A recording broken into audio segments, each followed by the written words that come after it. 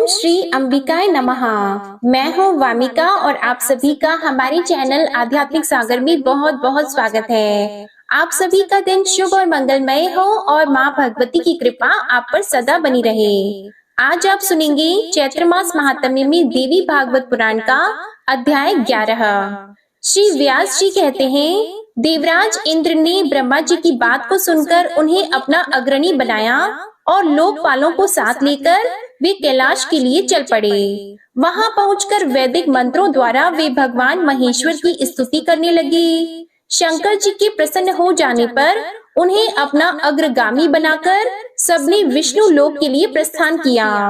वैकुंठ में पहुंचकर स्तुति करने के बाद देवादि देव भगवान श्री हरि से अपने आने का उद्देश्य बताया और कहा कि वर पा जाने के कारण महिषासुर में असीम अभिमान आ गया है। उसके महान भय से मैं व्याकुल हो रहा हूँ। देवराज इंद्र के भय की बात सुनकर भगवान विष्णु ने उपस्थित ब्रह्मा आदि देवताओं से कहा कि हम लोगों का महिषासुर के साथ दुर्जय संग्राम हो और उसमें वह दानव काम आ जाए। व्यास जी कहते हैं, ऐसा कार्यक्रम निश्चित करके ब्रह्मा विष्णु एवं शंकर प्रभृति सभी प्रधान देवता अपने अपने वाहनों पर सवार होकर युद्ध के लिए चल पड़े। ब्रह्मा जी हंस पर बैठे, भगवान विष्णु के वाहन गरुड़ हुए, शंकर जी वृषभ पर सवार हुए, इंद्र ने ऐरावत हाथी की पीठ पर आसन जमाया, स्वामी कार्तिकेय मोर पर चढ़े और यमराज ने भैंसे की सवारी की। अपने सैनिक बल को संभालकर ज्यों ही ये उपर्युक्त देवता आगे बढ़े कि तुरंत महिषासुर के द्वारा सुरक्षित मदोन्मत्त दानवी सेना सामने मिल गई। फिर तो वहीं देवताओं और दानवों की सेना में भयंकर युद्ध आरंभ हो गया। भांति भांति के भयंकर अस्त्र शस्त्र लेकर वे परस्पर एक दूसरे को मारने और काटने लगे। महिषासुर की सेना अध्यक्ष महाबली चिक्षुर ने हाथी पर बैठकर 5 बाणों से इंद्र को मारा। देवराज इंद्र भी तुरंत उसके प्रतिकार में लग गए। उन्होंने अपने बाणों से चिक्षुर के बाण काट डाले, साथ ही अर्धचंद्र संज्ञक बाण से उसकी छाती में चोट पहुंचाई। उस बाण से व्यथित हो जाने के कारण महिषासुर का सेना नायक चिक्षुर हाथी पर बैठे ही मूर्छित हो गया। इसके बाद इंद्र ने हाथी की सूंड पर वज्र से प्रहार किया। वज्र लगते ही हाथी की सूंड कट गई और उसके प्राण प्रयाण कर गए। उसकी सेना में भगदड़ मच गई। यह देखकर दानवराज महिषासुर क्रोध से तमतमा उठा। उसने विडाल नामक पराक्रमी दानव से कहा, महाबाहो, तुम बड़े शूरवीर हो। इंद्र को अपने बल का अभिमान हो गया है। तुम जाओ और उसे परास्त कर दो। वरुण प्रभृति अन्य जितने भी देवता हैं, उन्हें मारकर मेरे पास लौट आना। व्यास जी कहते हैं, विडाल असीम बलशाली वीर था। महिषासुर की बात सुनकर वह मतवाले हाथी पर सवार हुआ और इंद्र के साथ युद्ध करने चल दिया। उसे आते हुए देखकर इंद्र ने विषधर सांप की तुलना करने वाले बाणों से विडाल पर प्रहार करना आरंभ किया। विडाल ने तुरंत अपने धनुष से छूटे हुए बाणों द्वारा इंद्र के बाण काट डाले, साथ ही 50 बाणों से इंद्र को चोट पहुंचाई। जिस प्रकार विडाल के प्रयास से देवराज के बाण कट गए थे, वैसे ही उन्होंने भी उसके बाण काट गिराए। इसके बाद इंद्र ने अपने सर्प तुल्य तीखे बाणों से क्रोध पूर्वक विडाल को मारना आरंभ किया। उस दानव ने इस बार भी अपने धनुष से छूटे बाणों से देवराज के बाणों को काट दिया। तब इंद्र ने विडाल के हाथी की सूंड पर गदा से प्रहार किया। गदा लगते ही सूंड धड़ से अलग हो गया। फिर तो वह हाथी बार बार चिघाड़ने लगा और पीछे मुड़कर दानवी सेना को कुचलने लगा। अब सैनिक भय से घबरा उठे। हाथी युद्ध भूमि से भाग आया। यह देखकर विडाल तुरंत एक सुंदर रथ पर बैठा और सम्रांगण में देवताओं के सामने डट गया। इंद्र ने देखा विडाल रथ पर सवार होकर फिर आ धमका है। तब वे विषैले अपने तीखे तीर उस पर छोड़ने लगा। महाबली विडाल ने भी लगातार बाण वर्षा आरंभ कर दी। इस प्रकार देवराज इंद्र और विडाल दोनों का भयंकर युद्ध होने लगा। वे दोनों अपने अपने पक्ष की विजय चाहते थे।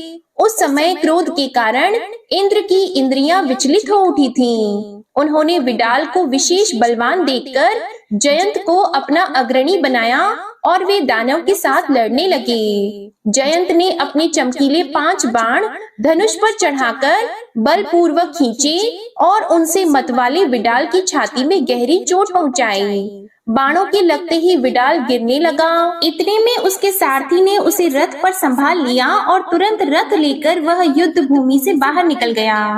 विडाल के मूर्छित होकर सम्रांगण से चले जाने पर देव सेना में विजय घोषणा आरंभ हो गई। विजय के धौंसे बजने लगे। देवताओं के मुख से निकली हुई विजय घोषणा सुनकर महिषासुर का क्रोध पुनः उभर आया। उसी क्षण शत्रु के अभिमान को चूर्ण करने वाले ताम्र नामक दानव को उसने भेजा। आज्ञा पाकर ताम्र बहुत से सैनिकों के साथ सम्रांगण में आया और इस प्रकार बाण बरसाने लगा मानो मेघ समुद्र में जल उड़ेल रहा हो। उस समय वरुण पाश लेकर तथा यमराज दंड हाथ में लिए हुए भैंसे पर सवार होकर दानवी सेना पर टूट पड़े। फिर तो देवता और दानव दोनों में रोमांचकारी युद्ध छिड़ गया। यमराज के द्वारा फेंके हुए दंड से महाबाहु ताम्र घायल हो गया। फिर भी युद्ध भूमि से उसके पैर एक कदम भी पीछे नहीं हटे। सम्रांगण में डटे रहकर ही उसने वेग पूर्वक धनुष खींचा और तीखे बाणों का प्रयोग करके इंद्र आदि देवताओं को मारना आरंभ कर दिया। देवताओं को भी असीम क्रोध हो आया था। वे अपने दिव्य बाणों से दानवों को मारने और ठहरो ठहरो कहकर गरजने लगे। उनकी मार पड़ने पर ताम्र युद्ध भूमि में ही मूर्छित हो गया। दानव सैनिक बड़े जोर से हाहाकार मचाने लगे और भय से उन सबका हृदय थर्रा उठा था। व्यास जी कहते हैं, ताम्र नामक दैत्य के मूर्छित हो जाने पर महिषासुर ने कुपित होकर विशाल गदा उठाई और वह स्वयं देवताओं पर टूट पड़ा। देवताओं ठहरो, तुम सब लोगों को आज मैं गदा से चूर्ण कर देता हूँ। तुम सदा से ही निर्बल हो। जहाँ कहीं भी इच्छा अनुसार बलि खा लेना तुम्हारा स्वाभाविक काम है। इस प्रकार कहकर अभिमान से चूर रहने वाला महिषासुर देवराज इंद्र के पास पहुंच गया। इंद्र ऐरावत हाथी पर बैठे थे। महाबाहु महिषासुर ने उनके कंधे पर गदा से चोट पहुंचाई और इंद्र भी सावधान थे। उन्होंने अपने भयंकर वज्र से दानव की गदा तुरंत काट डाली। फिर महिषासुर को मारने के लिए बड़ी शीघ्रता से वे आगे बढ़े। महिषासुर भी साधारण क्रोधी नहीं था। उसने चमचमाती हुई तलवार हाथ में ले ली। महान पराक्रमी इंद्र सामने पहुंच चुके थे। आगे बढ़कर उस दैत्य ने उन पर तलवार चलाना आरंभ कर दिया। फिर तो दोनों में संपूर्ण प्राणियों को भयभीत करने वाला रोमांचकारी युद्ध ठन गया। तरह तरह के आयुधों का प्रयोग करके वे लड़ रहे थे। उस समय शंबरासुर ने एक ऐसी माया का आविष्कार किया था जिसमें संपूर्ण जगत को नष्ट कर देने की शक्ति थी तथा मुनि भी जिसके चक्कर में पड़ जाते थे। महिषासुर ने शीघ्रता पूर्वक उसी माया का प्रयोग किया। उस विचित्र माया के प्रभाव से वहां एक ही साथ करोड़ों महिषासुर प्रकट हो गए। रूप और पराक्रम में सभी समान दिखाई देते थे। सबकी भुजाएं आयुधों से अलंकृत थी और वे देवताओं की सेना पर प्रहार कर रहे थे। ऐसी स्थिति में दैत्य द्वारा रची गई उस मोहकारी माया की भीषण रचना देखकर इंद्र के मन में भय के कारण अत्यंत घबराहट उत्पन्न हो गई। वरुण, कुबेर, यमराज, अग्नि, सूर्य और चंद्रमा, इन सबके मन में भी महान त्रास छा गया। अपनी विचार शक्ति खोकर ये सभी देवता भाग चले। तब उन्होंने दूर जाकर ब्रह्मा, विष्णु एवं शंकर का चिंतन किया। स्मरण करते ही वे देवताओं के पास आ गए। हंस, गरुड़ और बलि वर्द पर वे बैठे हुए थे। देवताओं की रक्षा करने के लिए उन्होंने हाथ में श्रेष्ठ आयुध ले रखे थे। मोह उत्पन्न करने वाली उस आसुरी माया को देखकर भगवान विष्णु ने अपना प्रज्वलित सुदर्शन चक्र चलाया। उस चक्र के प्रचंड तेज से माया की सारी रचना समाप्त हो गई। उस समय सृष्टि, स्थिति और संहार के अधिष्ठाता प्रधान देवता वहां उपस्थित थे। महिषासुर ने उन्हें देखकर युद्ध की अभिलाषा से परिघ उठा लिया और तेजी से आगे बढ़ा। महान बलशाली महिषासुर, उसका सेनाध्यक्ष चिक्षुर, उग्र वीर्य, असिलोमा, त्रिनेत्र, ये दानव तथा इनके अतिरिक्त भी बहुत से दैत्य युद्ध करने के विचार से निकल पड़े। सभी कवच पहने हुए थे, भुजाएं धनुष से सुशोभित थीं, वे मतवाले होकर रथ पर बैठे थे। उन्होंने संपूर्ण देवताओं को इस प्रकार घेर लिया मानो सियार सुकोमल बछड़ों को घेरकर खड़े हों। इसके बाद वे समस्त दानव मदांध होकर देवताओं पर बाण बरसाने लगे। देवताओं द्वारा भी उसी प्रकार की बाण वर्षा आरंभ हो गई। एक दूसरे को मारने के लिए सब पर्याप्त प्रयत्न कर रहे थे। इसके बाद भगवान विष्णु के तथा शंकर जी के साथ महिषासुर तथा उसके पक्ष के दानवों का भयंकर युद्ध हुआ और कुछ समय बाद सर्वज्ञ भगवान विष्णु, शंकर जी तथा ब्रह्मा जी अपने अपने लोक को लौट गए। महाबली इंद्र हाथ में वज्र लेकर युद्ध के मैदान में डटे थे। वरुण हाथ में शक्ति लेकर युद्ध में देवराज का साथ दे रहे थे। यमराज भी दंड लेकर युद्ध करने में लगे रहे। फिर कुबेर स्वच्छंदता पूर्वक युद्ध के लिए प्रयत्नशील बन गए। अग्निदेव ने शक्ति लेकर युद्ध में सहयोग देना आरंभ कर दिया। युद्ध करने के लिए उनके मन में निश्चित विचार हो गया था। नक्षत्रों के नायक चंद्रमा और भगवान सूर्य एक साथ पधारे। दोनों एक साथ होकर युद्ध करने के लिए खड़े हो गए। दैत्यवर महिषासुर को देखकर लड़ने के लिए वे मन में पक्की धारणा कर चुके थे। इतने में दानवी सेना सामने पहुंच गई। प्रत्येक सैनिक क्रोध में भरकर बाण बरसाने में तत्पर था। वे बाण ऐसे जान पड़ते थे मानो क्रूर सांप हो। सेना के बीच वह दानवराज भैंसे के रूप में उपस्थित था। दोनों दल के सैनिकों द्वारा भीषण गर्जना आरंभ हो गई और देवता तथा दानवों की सेना में अत्यंत भयंकर संग्राम मच गया। उस समय उनके धनुष टंकारने और ताल ठोकने से ऐसी आवाज निकल रही थी मानो मेघ गरज रहे हों। महाबली महिषासुर अभिमान में चूर था। उसने सींगों से पर्वत के शिखरों को फेंकना आरंभ कर दिया। उसके फेंके हुए पत्थरों से देवता घायल हो उठे। वह दैत्य बड़ा ही अद्भुत प्राणी था। उसके सर्वांग में क्रोध छाया था। उसने खुरों के आघात से तथा पूंछ के घुमाने से बहुत से देवताओं को मार डाला। तब लड़ने के लिए जितने देवता और गंधर्व एकत्रित थे वे सभी अत्यंत डर गए। महिषासुर के इस पराक्रम को देखकर इंद्र के पैर भी पीछे पड़ने लगे।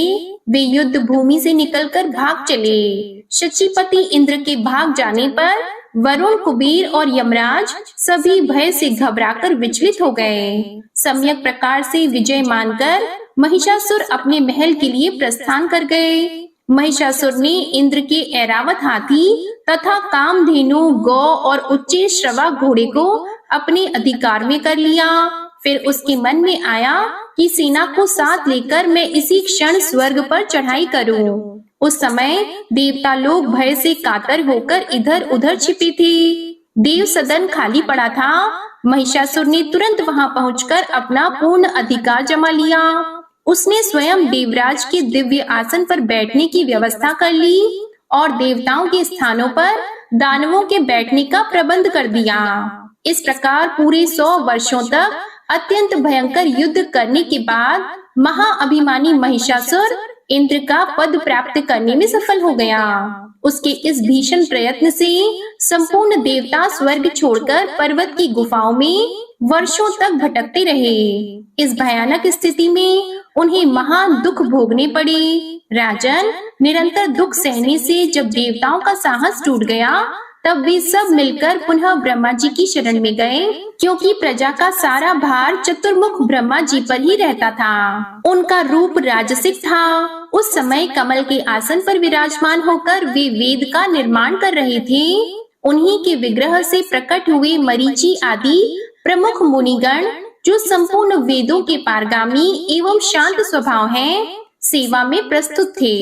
सिद्ध, चारण, गंधर्व, किन्नर, पन्नग और उरग सब के सब उन देवादि देव जगत गुरु की स्थिति में संलग्न थे। देवता बोले, संपूर्ण दुख दूर करने वाले पद्म योनि ब्रह्मा जी, इस समय सभी देवता संग्राम में दानवराज महिषासुर से परास्त होकर पर्वत की गुफाओं में कालक्षेप कर रहे हैं। स्थान च्युत हो जाने के कारण उन्हें महान कष्ट भोगना पड़ रहा है। हमारी ऐसी दयनीय दशा देखकर भी आप दया नहीं करते।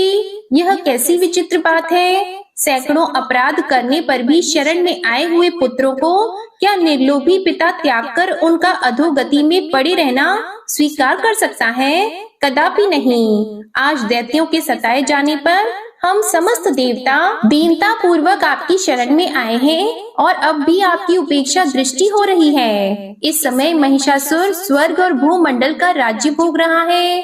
ब्राह्मणों द्वारा यज्ञों में सर्वोत्तम भाग उसी को मिल रहा है। देव वृक्षों में श्रेष्ठ पारिजात के पुष्प उसी सेवन के लिए सुलभ है। यहाँ तक कि वह नीच समुद्र की अटूट निधि कामधेनु गौ से भी स्वयं लाभ उठा रहा है। देवेश, हम कहाँ तक वर्णन करें, आप सर्व ज्ञान संपन्न हैं। महिषासुर का सारा वृतांत आपको विदित है, इसलिए प्रभु हम सभी आपके चरणों में मस्तक झुकाए हैं। विभो, महिषासुर अवश्य ही महान नीच है। उसके द्वारा निरंतर घृणित चेष्टाएं होती रहती हैं। तरह तरह के निंदित कर्मों में वह निरत है। जहाँ कहीं भी देवता जाते हैं वहीं वह उन्हें कष्ट पहुँचाता रहता है। देवेश, हम सब देवताओं के तो आप ही रक्षक हैं। हमें कल्याण के भागी बनाने की कृपा करें। आप संपूर्ण देवताओं में श्रेष्ठ हैं। सबकी सृष्टि आप पर निर्भर है। आप आदि पुरुष एवं मंगलमय हैं। आप में अनंत तेज निहित है। सबको शांति प्रदान करना आपका स्वभाव ही है। हम सभी देवता प्रज्वलित दावानल जैसे संताप से संतप्त हैं। यदि आप हमारे शरण्य नहीं बनते तो भला आप जैसे सर्व समर्थ प्रभु को छोड़कर हम दूसरे किसकी शरण में जाएं? व्यास जी कहते हैं, इस प्रकार स्तुति करके संपूर्ण देवता हाथ जोड़कर प्रजापति ब्रह्मा जी को प्रणाम करने लगे। उनके मुख पर अत्यंत उदासी छाई हुई थी। उस समय उन्हें अपार पीड़ा का अनुभव हो रहा था। उन्हें दुखी देखकर लोक पितामह ब्रह्मा जी मधुर वाणी में मानो देवताओं को सुख पहुंचाते हुए कहने लगे। इसके बाद जो कुछ भी श्री ब्रह्मा जी ने कहा, इसका वृतांत आप अगले अध्याय में सुनेंगे। अब आप सुनिए दुर्गा चालीसा पाठ। नमो नमो दुर्गे सुख करनी, नमो नमो दुर्गे दुख हरनी। निरंकार है ज्योति तुम्हारी, तिहु लोक फैली उजियारी। शशि ललाट मुख महाविशाला, नेत्र लाल भ्रिकुटी विकराला। रूप मातु को अधिक सुहावे, दर्श करत जन अति सुख पावे। तुम संसार शक्ति ले कीना, पालन हेतु अन्न धन दीना। अन्नपूर्णा हुई जगपाला, तुम ही आदि सुंदरी बाला। प्रलय काल सब नाशनहारी, तुम गौरी शिव शंकर प्यारी। शिव योगी तुम्हारे गुण गावे, ब्रह्म विष्णु तुम्हें नित ध्यावे। रूप सरस्वती को तुम धारा, दे सुबुद्धि ऋषि मुनिन उबारा। धरयो रूप नरसिंह को अम्बा, परगट पई फाड़ कर खम्बा। रक्षा करी प्रहलाद बचायो, हिरण्याक्ष को स्वर्ग पठायो। लक्ष्मी रूप धरो जग माही, श्री नारायण अंग समाही। क्षीर संधु में करत विलासा, दया सिंधु दीजे मन आसा। हिंगलाज में तुम्ही भवानी, महिमा अमित न जात बखानी। मातंगी अरुधुमावती माता, भुवनेश्वरी बगला सुखदाता। श्री भैरव तारा जगतारिणी, छिन्न भाल भव दुख निवारिणी। के हरि वाहन सोह भवानी, लांगुर वीर चलत अगवानी। कर में खप्पर खड़ग विराजी, जाको देख काल डर भाजी। सोहे अस्त्र और त्रिशूला, जाते उठत शत्रु ही शूला। नगर कोट में तुम्ही विराजत, तिहु लोक में डंका बाजत। शुंभ निशुंभ दानव तुम मारे, रक्त बीज शंखन सहारे। महिषासुर नृप अति अभिमानी, जेहि अगभार मही अकुलानी। रूप कराल कालिका धारा, सीन सहित तुम तिहि सहारा। परी गाढ़ संतन पर जब जब भई सहाय, मातु तुम तब तब। अमरपुरी अरुबा सवलोका, तब महिमा सब रहे अशोका। ज्वाला में है ज्योति तुम्हारी, तुम्हें सदा पूजे नर नारी। प्रेम भक्ति से जो यश गावे, दुख दारिद्र निकट नहीं आवे।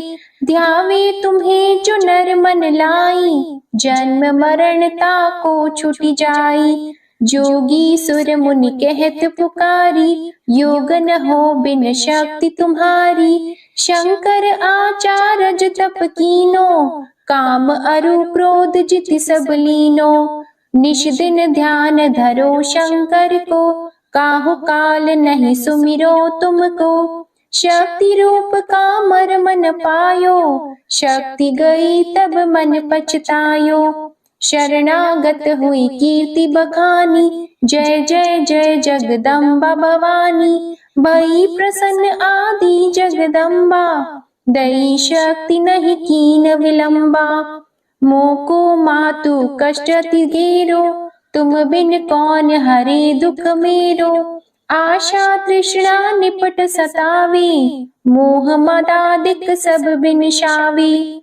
शत्रु नाश कीजे महारानी, सुमिरो एक चित तुम्हें भवानी। करो कृपा हे मातु दयाला, रिद्धि सिद्धि दे करहु निहाला। जब लगी ज्यों दया फल पाऊं, तुम्हरो यश मैं सदा सुनाऊं। दुर्गा चालीसा जो कोई गावे, सब सुख भोग परम पद पावे। देवी दास शरण निज जानी, करहु कृपा जगदम्बा भवानी। श्री दुर्गा चालीसा समाप्त होती है। प्रेम से बोलिए माँ अम्बे की जय। आपको आज की कथा पसंद आए तो वीडियो को लाइक करिएगा, शेयर करिएगा, कमेंट में माता रानी की जय लिखिएगा और चैनल को भी सब्सक्राइब करिएगा। इसी के साथ आज आप हमारे चैनल पर पाप मोचनी एकादशी व्रत की कथा भी जरूर सुनिएगा।